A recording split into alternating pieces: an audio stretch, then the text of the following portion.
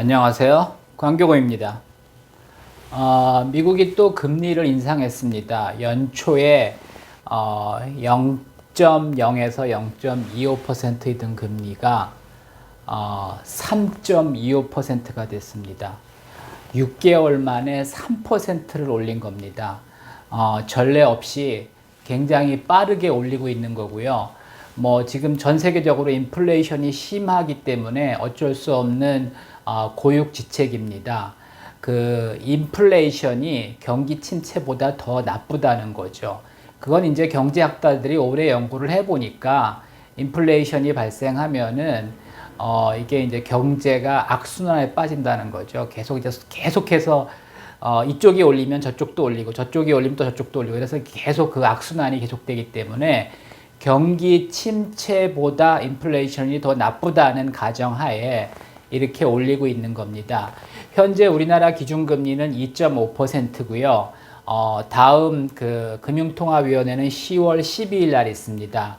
아마 이때 적어도 3%, 많이 올리면 3.25%일 수도 있는데 올릴 것 같습니다. 그리고 지금 금융시장이 그렇게 큰 문제는 없는데 혹시 문제가 발생한다면 그전에도 임시회의를 열어서 올릴 수도 있다고 봅니다. 그렇게 큰 문제가 발생할 것 같지는 않지만 하여튼 이게 이제 미국 금리가 높고 한국 금리가 낮으면 이제 자금은 항상 고수익을 쫓아서 이동하거든요. 그래서 이제 그 국내에서 돈이 많이 이제 빠져나갈 가능성도 있습니다. 그래서 그걸 우려하기 때문에 사실은 우리도 인플레이션이 상당하죠. 근데 우리가 금리 올린다고 해서 인플레이션이 해결되지는 않는데 미국은 다르죠. 미국은 전 세계적으로 영향력이 크기 때문에 금리 올리면은 이제 인플레이션에 영향이 있는데 우리가 올린다고 영향이 있는 건 아닙니다. 근데 이게 이제 금리 차가 발생하면 한미 간에 금리 차가 발생하면 그 국내에 들어와 있는 외국인 자본이 빠져나갈 가능성이 높기 때문에 비슷하게 맞출 수밖에 없습니다. 지금 금리를 많이 올리는 거는 잘 아시겠지만 우크라이나 전쟁으로 국제 원자재 가격이 많이 오르면서 인플레이션이 발생하고 있고 그 인플레이션을 잡기 위한 거고요.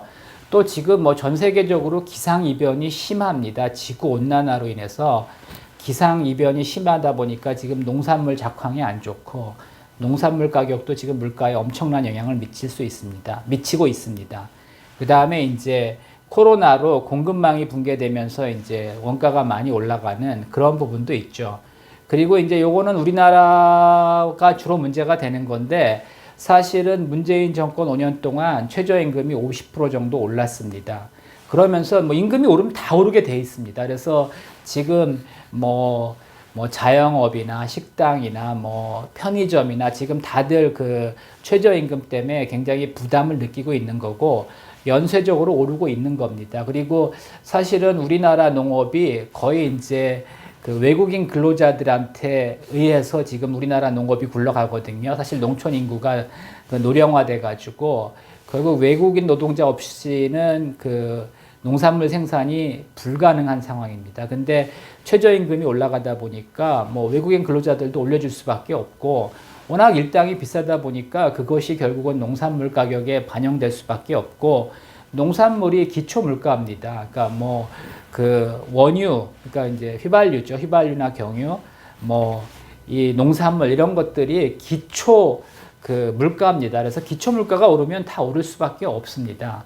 그래서 이제 잘 이해 못 하시는 분들을 위해서 이제 설명드리면, 금리가 오르는데 왜 이렇게 주가가 빠지냐, 이렇게 말씀하시는 분들이 있는데, 금리가 오르면, 이제 은행에 몇 억씩 예금하고 있는 분들도 많이 있겠지만은, 은행에 대출이 있는 사람이 훨씬 더 많습니다. 그래서 이제 금리가 오르면 이자 부담이 증가하죠. 그러면 이자가 많이 나간 만큼 다른 쪽에서 이제 소비를 줄여야 됩니다. 그러다 보니까 이제 소비가 위축되는 거죠. 그래서 이제 소비가 위축되고 또 이제 여유 자금도 줄어들다 보니까 경제는 경제대로 나빠지고 주식시장은 주식시장대로 나빠지고 결국 부동산도 이제 침체로 갈 수밖에 없습니다.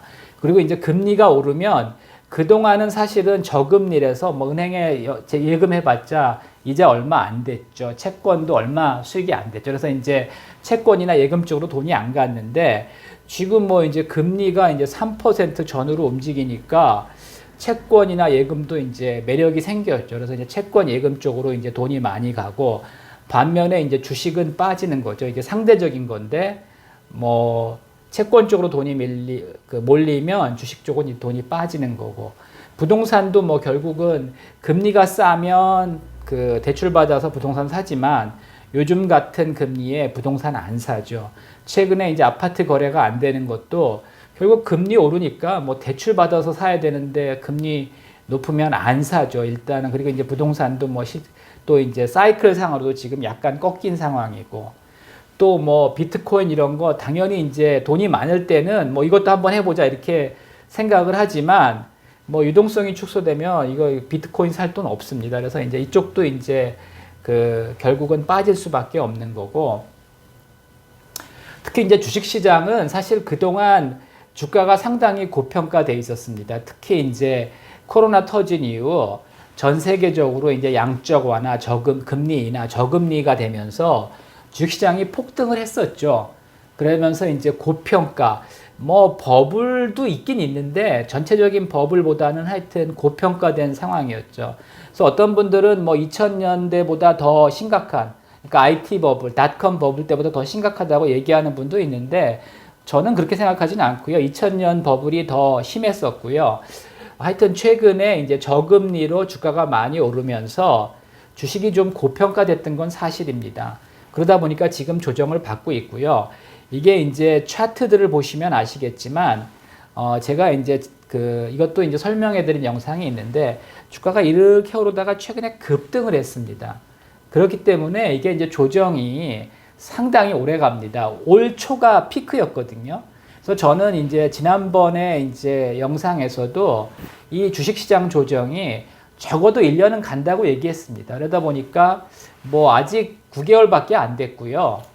제 생각에는 빨라도 내년 초까지는 갈 것 같고 뭐 더 갈 수도 있고요. 그래서 주식시장은 이제 고평가에서 지금 조정을 받고 있는 거고요. 뭐 하락장입니다. 근데 이제 하여튼 지금은 이미 많이 하락했고 이제 하락에서 이제 조정을 받고 있는데 뭐 추가 하락도 가능한 그런 상황입니다. 채권 시장은 이제 금리 올라가니까 이제 좋죠. 물론 이제 기존 채권 가격은 떨어지지만 새로 발행하는 채권들이 이제 조건이 좋기 때문에 채권 시장으로 이제 돈이 몰릴 수밖에 없는 거고요. 그 다음에 이제 금리를 올리면 미국이 금리를 올리면 달러 가치가 올라가는 겁니다. 그래서 달러 강세가 지속되는 거고 지금 뭐 엔화, 원화, 유로 다 약세죠. 근데 이제 엔화가 가장 약한 거는 일본은 여전히 이제 저금리를 고집하고 있거든요. 그러다 보니까 당연히 여기서 빠져서 일로 가는 거고요.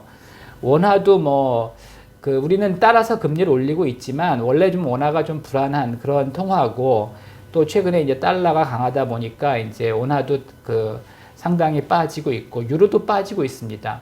그러니까 원유로는 이제 큰 변동은 없는데 유로도 상당히 많이 빠졌습니다. 이게 뭐 1유로에 1.2달러 하던 게 지금 1달러가 깨졌고 더 하락할 가능성이 있습니다. 그 다음에 이제 금도 관심 있는 분들이 있는데 금은 사실은 이 사고 파는데 비용이 많이 듭니다. 그래서 이렇게 금값이 폭등하지 않으면 금으로 수익 내기 어려운데 금은 언제 올라가느냐? 둘 중에 하나입니다. 전쟁이 나면 금값 오르고요. 그 다음에 이제 달러가 약세가 되면 금값이 오릅니다. 근데 지금은 달러가 강세기 때문에 금은 오히려 약세입니다. 그래서 금 투자도 뭐 생각하시는 분들이 있는데 그렇게 금 투자가 수익 내기가 그렇게 쉽지 않습니다. 금은 달러랑 뭐 좀 대체 관계에 있기 때문에 지금은 달러가 강세기 때문에 달러에 투자하는 게 가장 매력적이고요. 그렇다고 뭐 달러가 계속 올라간다고 보는 건 아니고 뭐 어느 정도 올라가면은 다시 이제 하락할 겁니다. 근데 하여튼 당분간은 강세가 될 수밖에 없는 거고 달러가 강세다 보니까 굳이 금을 살 필요가 없는 거죠. 그래서 이제 금도 당분간 그렇게 올라가기는 어려운 상황입니다. 하여튼 지금 상황이 이렇습니다. 지금 대출 받아서 부동산 살 만한 상황은 아니고요. 또 뭐 주식도 그렇게 공격적으로 투자할 때는 아니라고 생각합니다. 그래서 당분간 뭐 금리가 계속 오르기 때문에 뭐 주식시장도 그렇고 부동산 시장도 그렇고 당분간은 보수적으로 대응하는 게 맞다고 봅니다. 이상입니다.